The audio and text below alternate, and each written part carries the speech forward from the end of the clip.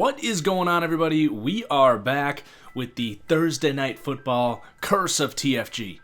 Well, it's not really what I intended this series to be when I started with a Cam Newton film breakdown on his throwing mechanics 3 weeks ago, but here we are. At some point, I do want one of these to be more of a positive spin, but the point of these is to come forward with kind of a strong take backed up by the film for the Thursday night game. Unfortunately, nothing new this week. It's still going to be something negative.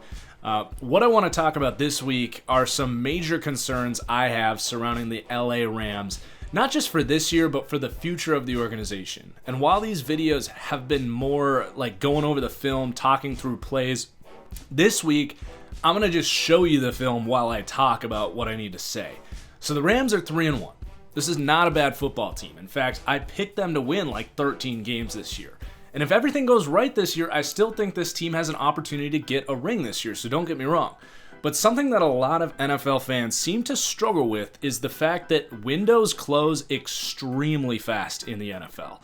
Like, just look back over the last 10 years. Basically, every conference champion in that time, not named the New England Patriots, like the 2 or 3 years following their Super Bowl appearance just does not match what their expectations would have been in the offseason coming off those great seasons. So this summer, in my deep dive series, I took some flack for ranking the Rams, the defending NFC champions, 8th in my power rankings, and also in that series, I pointed to many different avenues for possible regression in 2019 and the potential closing of a window here in LA. And despite the Rams sitting here at 3-1, unfortunately for the Rams, many of those fears back in July heading into the season have come to fruition this year and lead me to believe that things are really trending down rather quickly for this team. And perhaps even more evidence will continue to come to light here in the Thursday night football game against the Seahawks. So I really have 4 major concerns that were already signs for aggression this offseason that have come even more into light in 2019 that I want to hit on in this video. Number 1 is Jared Goff and his contract. Number 2, the offensive line. Number 3, Todd Gurley and his contract. Number 4 is the defense outside of Aaron Donald. So first off, let's talk about Goff. And I'm going to keep this short because I don't think it's a hot take to say that Jared Goff is not anywhere close to being an elite quarterback. And that word gets thrown around all the time. But above all, what an elite quarterback is to me is a quarterback that helps keep a championship window alive. Guys like Tom Brady, Aaron Rodgers, Drew Brees, Andrew Luck, Russell Wilson.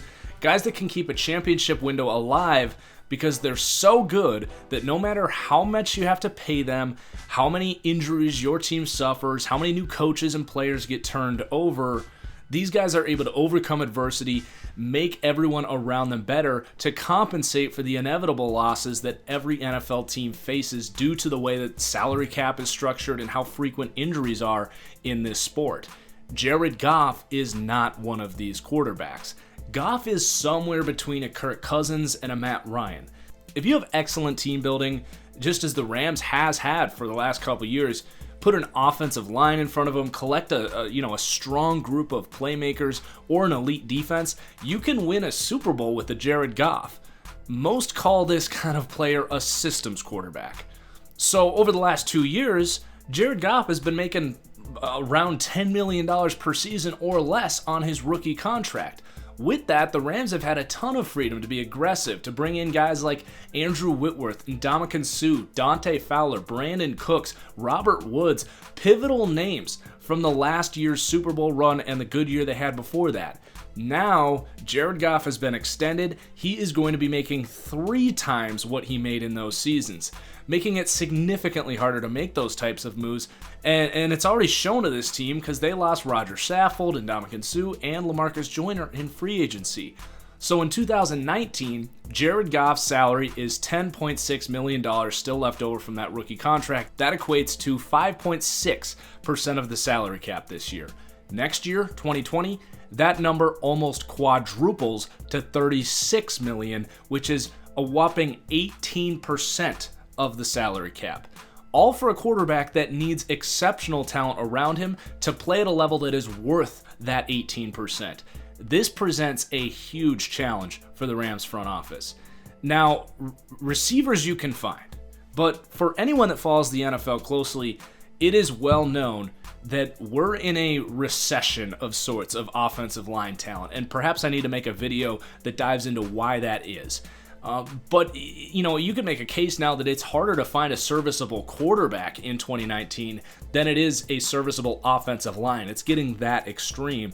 So let's combine this, knowing that it's difficult to find offensive linemen, with everything we just said about Jared Goff, both needing a good offensive line as an immobile system type of quarterback, and also the salary issues that this team will look at now because of, in part, that Jared Goff contract.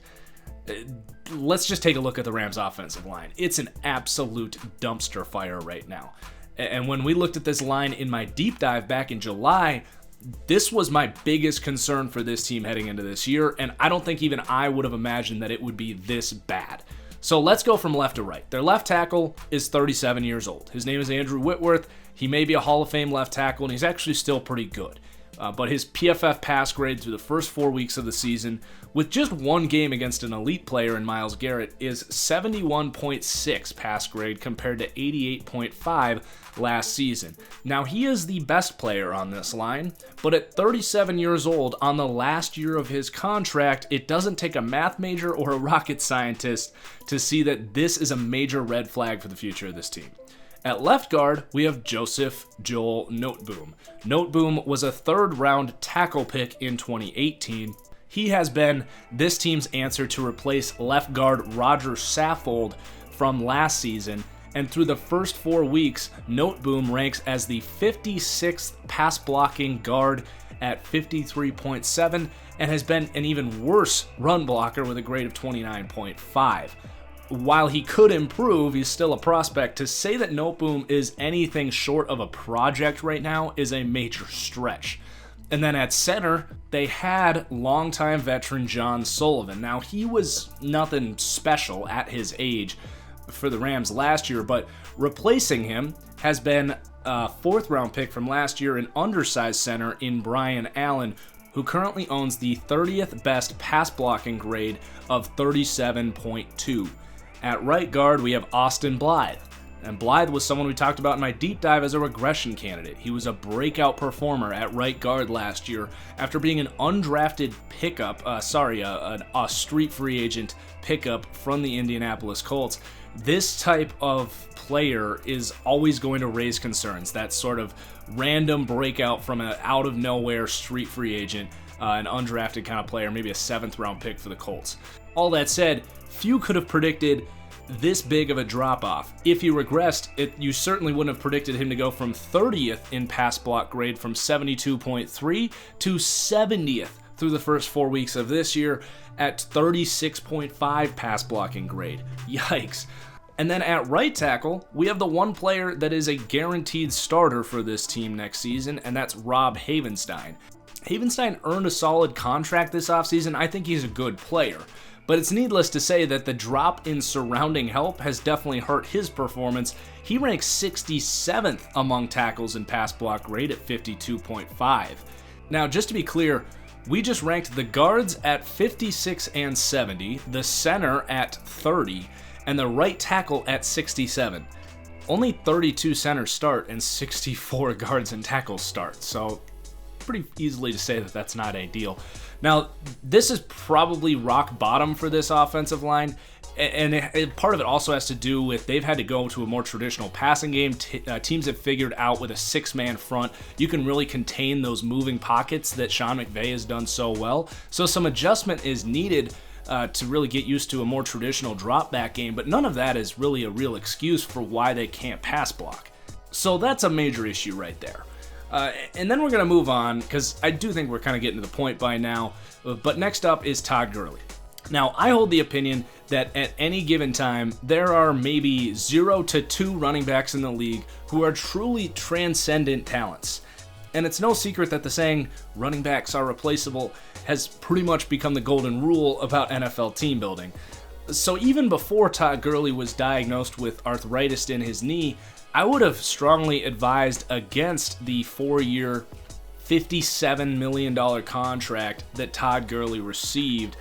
I think he's a really good running back, but someone whose production can be almost fully matched by a mid-round pick or a street free agent, just as we saw with the production of C.J. Anderson, who this team picked up off the street last year. They've got plenty of talent in that running back room right now. You can make a case that Mac Brown is actually outproducing Todd Gurley on a per-touch basis. So Gurley may be worth that big asking price to someone, a la like Le'Veon Bell to the New York Jets. But as we sit here today, the Rams have a cap crisis, and with a $17.25 million cap hit for Gurley in 2019, the Rams will be paying a system quarterback and what looks like the ghost of Todd Gurley, who has degenerative knee issues, assumingly only going to get worse. They're going to combine for $53 million against the cap next year. That's over a quarter of their salary cap.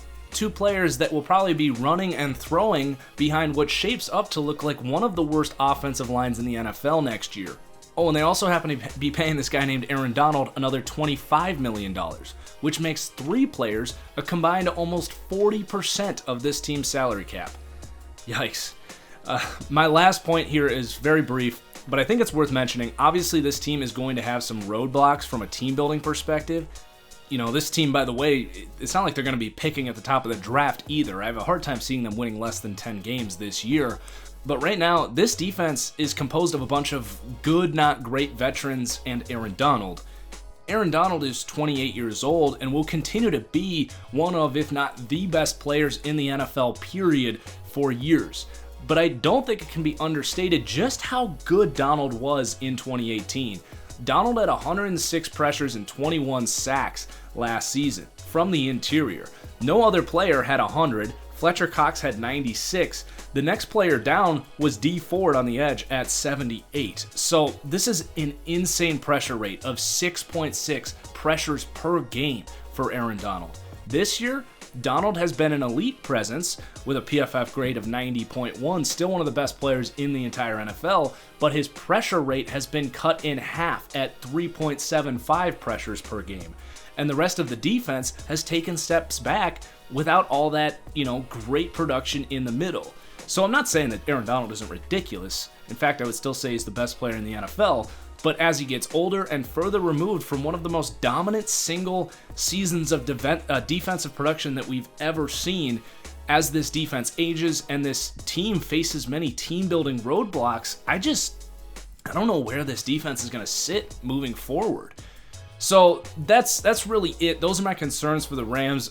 Rams fans, I'm sorry to kind of take a dump on your parade here, but there's a lot of logistical issues going on here in LA, and I do think we might be seeing the beginning of kind of a mediocre team for the next 3 years or so until they can really reset with some of these contracts and come back in the future. This is, if anything else, this is just kind of how the modern cap works, and this exact video could be made for teams in the last few years like the Seahawks, the Broncos.